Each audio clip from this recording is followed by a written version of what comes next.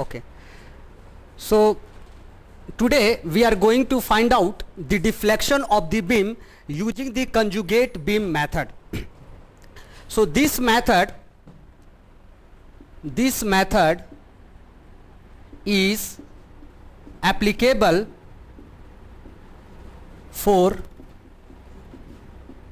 prismatic and non-prismatic section. Okay. So what is the prismatic? When the cross-sectional area of the beam or EI is throughout constant, then it is called the prismatic. If EI or the cross-sectional area is changing, then it is called the non-prismatic beam. So it is applicable for both prismatic as well as non-prismatic beam. This is also applicable when the beam contains internal hinges.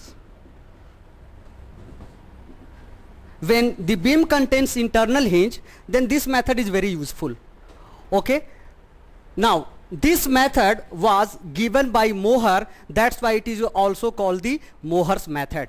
And there are two theorems given by the Mohrs. So let us write down the theorem number 1. Theorem number 1. The slope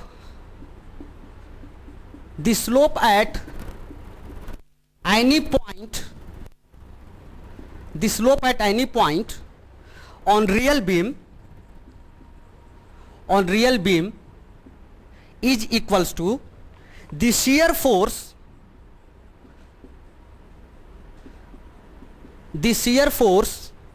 in conjugate beam.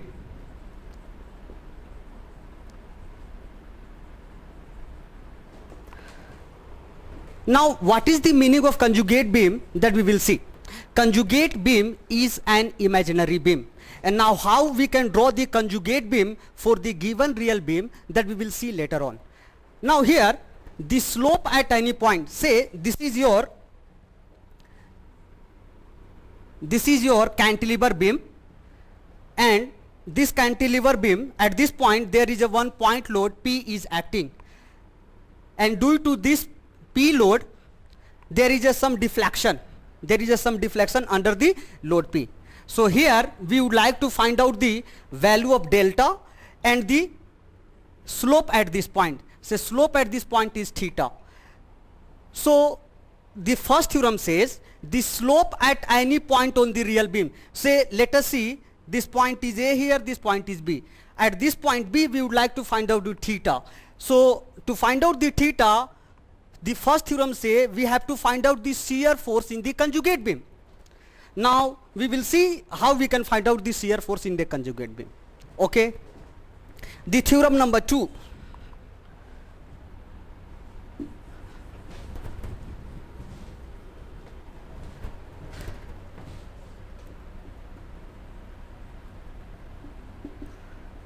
Theorem number 2.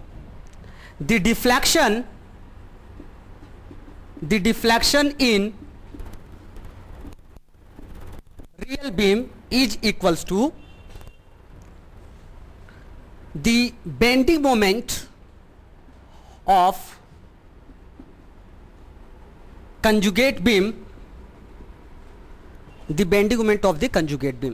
that means say this is your real beam, and here we have to find out the delta. So what we will do, we will find out the bending moment at this point in the corresponding conjugate beam. If I'll find out the bending moment of this conjugate beam at this point, then we will get the value of delta in the real beam. Now how we can draw the conjugate beam, that we have to see here.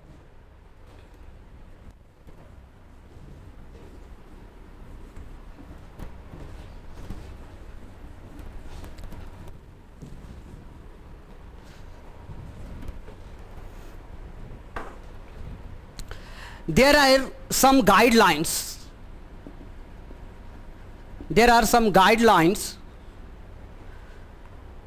That we have to follow while drawing the conjugate beam. First, the loading diagram of conjugate beam will be M by EI diagram of real beam. Now what is the meaning M by EI diagram of the real beam? Say suppose this is your beam, this is your beam here, cantilever beam, and say if I'll draw here, load P is acting. If I'll draw the bending moment diagram of this real beam, so BMD is like this. Say this is your negative BMD. Now somehow we don't know how to draw the conjugate beam. Let us say we have drawn the conjugate beam for this corresponding beam. So this bending moment here is M. So if I'll divide by EI, say EI is constant throughout. EI is constant throughout. So M by EI diagram will be like this. So this, if I'll place this loading bending moment diagram of this conjugate beam over this conjugate beam, so this M by EI diagram will act as a loading diagram of the conjugate beam. Okay, so here the loading diagram of conjugate beam will be M by EI diagram of the real beam, that you have to understand. So this diagram, this M by EI diagram will act as a loading diagram of this conjugate beam. There is a one guideline that you have to follow. Next,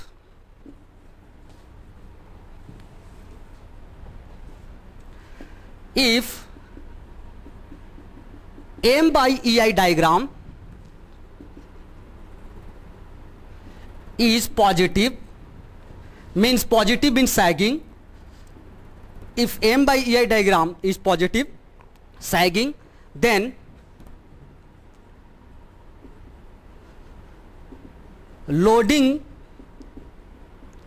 will be upward.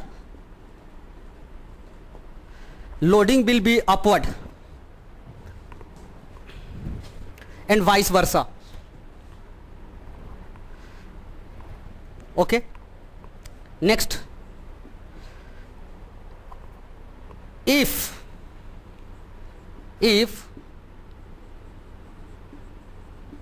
shear force in conjugate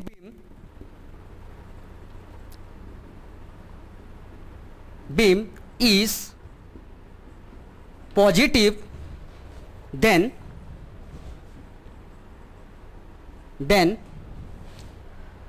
slope in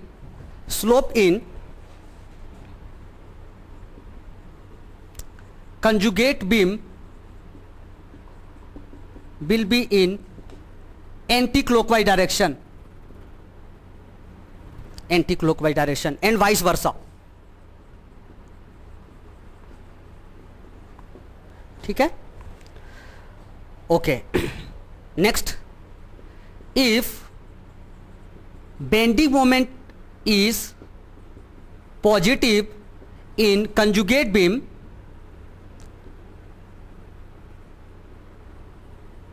then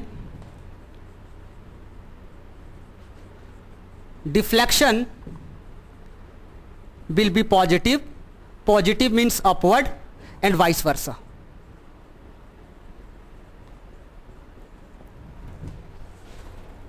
So these are the guidelines that we have to follow while using the conjugate beam method, right? Okay. Now two things that you have to keep in our mind. One is slope in the real beam. Say this is your real beam.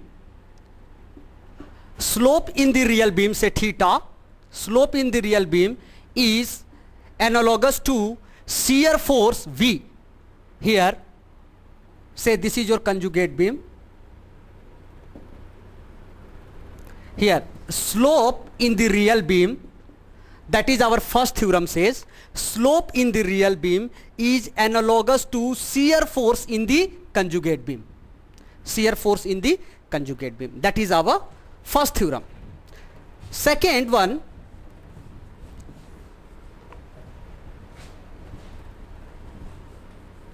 second theorem says deflection in the real beam is analogous to bending moment in the conjugate beam.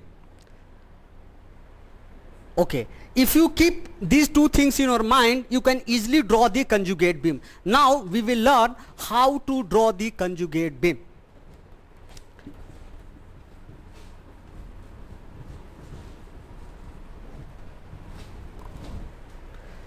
So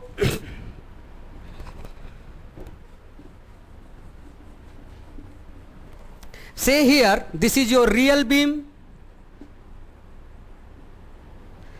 and here it is your conjugate beam.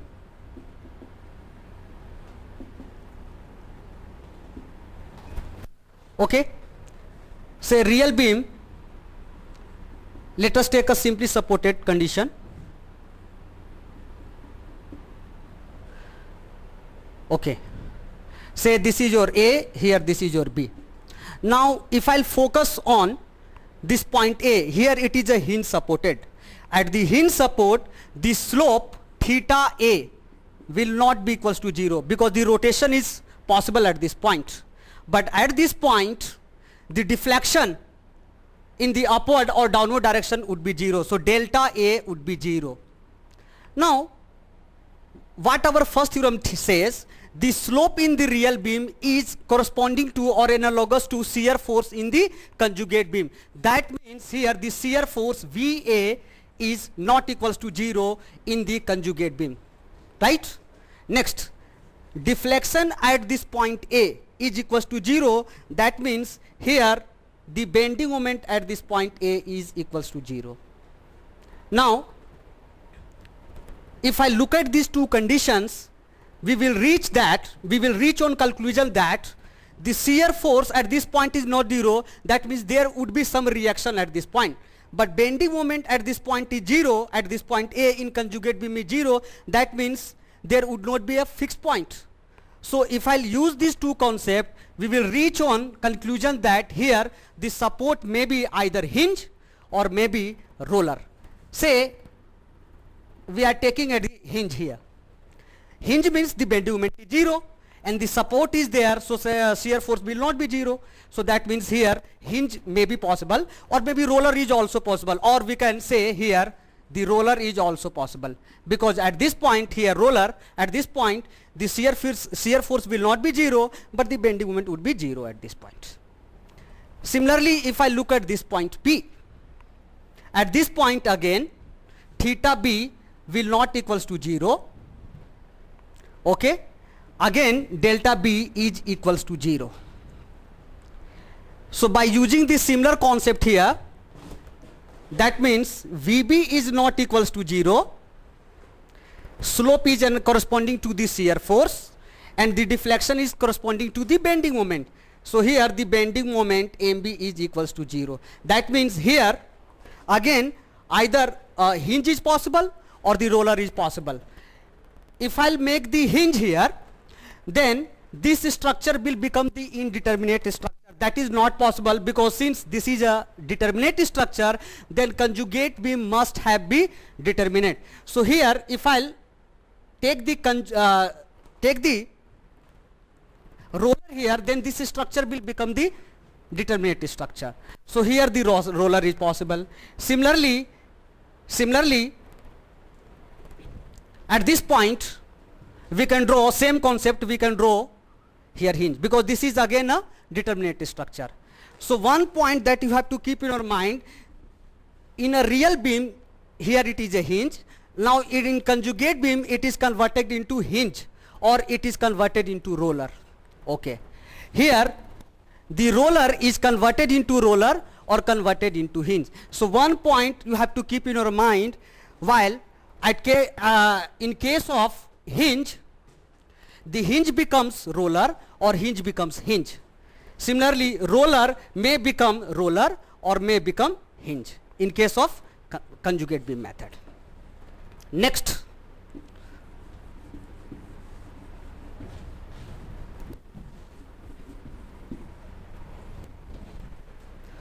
Say this is your fix here, cantilever at this point.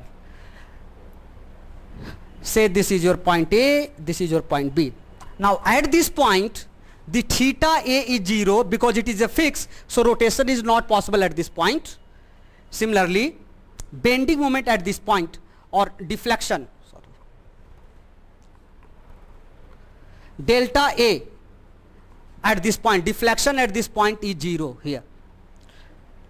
Okay, if I'll write the corresponding situation here in the conjugate beam, theta here is analogous to the shear force, so that means shear force at point A is 0, and delta is analogous to or corresponding to the bending moment, so bending moment MA is equals to 0. Now if I look at this situation, shear force is 0, that means there is no any reaction at this point, and the bending moment is 0, that means there is no any restraint here against rotation, so this is possible only when this is free, at this end is free. Okay. Now if I look at this situation at the point B, here theta B is not equals to 0, delta B is not equals to 0. If I write down the corresponding situation here at this point, that means shear force VB is not equals to 0 and the MB is not equals to 0. That means here the shear force will come, the bending moment will come. This is only possible when there would be some fixed position at this point. Okay, so one again important conclusion is this, that the fixed become free in case of conjugate beam and the free become fixed in case of conjugate beam method. Okay.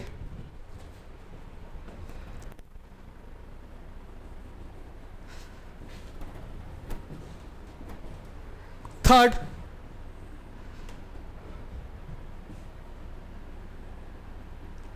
here in case of internal roller here, so here internal roller, the delta here is 0 at this point, delta here is 0. Okay, so and at this point the bending moment, at this point delta here is 0 and theta is not equals to 0. So if I write down the corresponding situation here in this case, so theta, delta is 0 means the bending moment is 0, and theta here, here theta is not equals to 0, that means the shear force here is not equals to 0. Theta is not equals to 0, that means shear force is not equals to 0. That is only possible when here there would be some internal hinge. So this is called the internal hinge.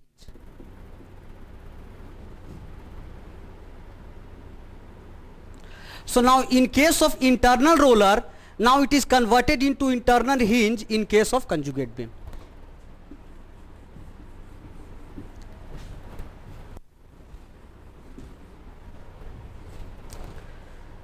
Similarly, in case of internal hinge in the real beam,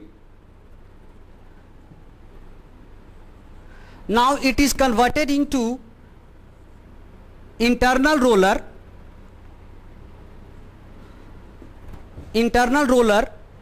in conjugate beam. So these are the points that you have to keep in mind while drawing the conjugate beam. Okay, now we will learn how to draw. We have learned how to draw the conjugate beam. Now using these concepts, we can find out the deflection using conjugate beam method. So let us take very simple one example for calculating the deflection. Okay, so let us take a very simple example of cantilever case. Here say point P is acting, and under this point load P, we would like to find out the deflection at this point. So say the deflection here is delta. Now we have to find out the deflection under this load point load P. So first what we have to do is, first we have to draw the M by EI diagram, because M by EI diagram of this real beam, this is your real beam. we have to find out the AM by EI diagram of this real beam. Now AM by EI diagram of this real beam will become the loading diagram of the conjugate beam. Okay. So let us draw the bending moment diagram first. The bending moment, if I draw the BMD of this structure, the BMD will be like this. And here the value would be PL, and here the value would be 0. And suppose EI here in this case, EI is constant given in this question. EI is constant given. So if I'll divide here, this is your M. If I'll divide by EI, because EI is constant throughout this section, so if I'll divide with EI, the shape will remain constant. The shape will remain the constant. So M by EI diagram will look like this. Okay. Now let us draw the conjugate beam for this given real beam. Now what we have learned here is the fixed become free and the free become fixed. Okay. Now AM by EI diagram will act as a loading diagram in this conjugate beam. This is your conjugate beam. Okay friend. So let us place this loading diagram over this conjugate beam. So if I'll place here, it will look like this. And since we have seen in our guideline, since this BMD is negative, so loading diagram will act in the downward direction. So this is your loading diagram.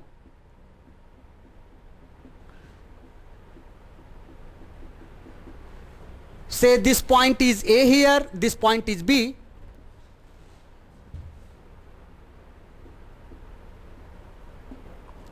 Okay. What we have to find out the deflection. Said here deflection at B we have to find out. So what we have to find out in the conjugate beam, deflection is corresponding to what?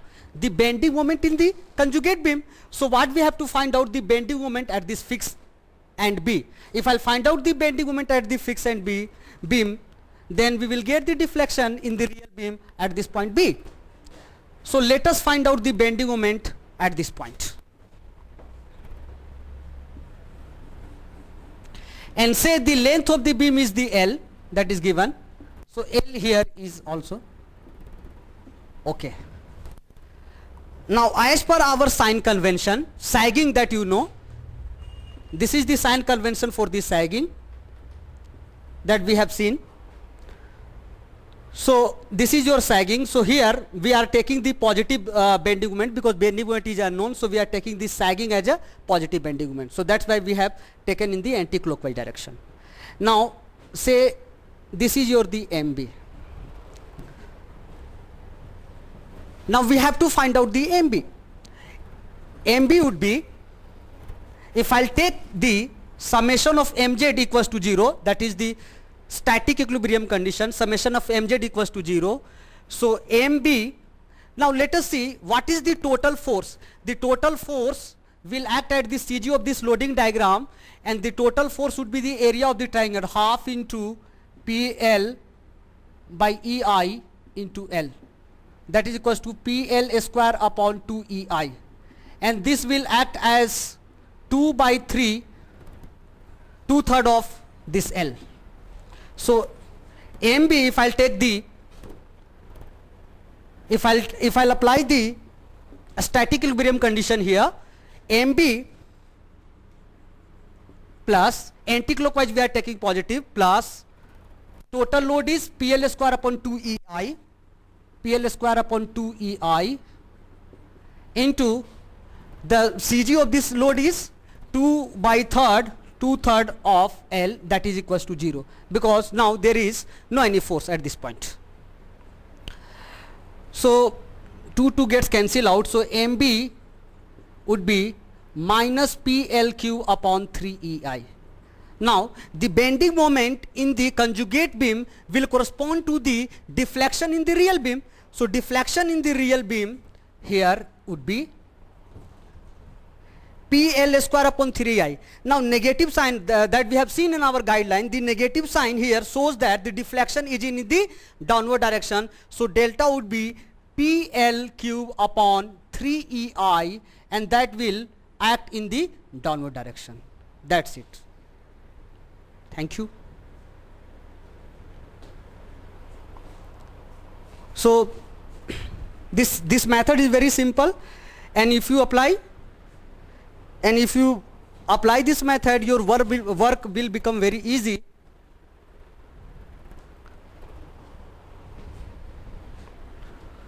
Okay.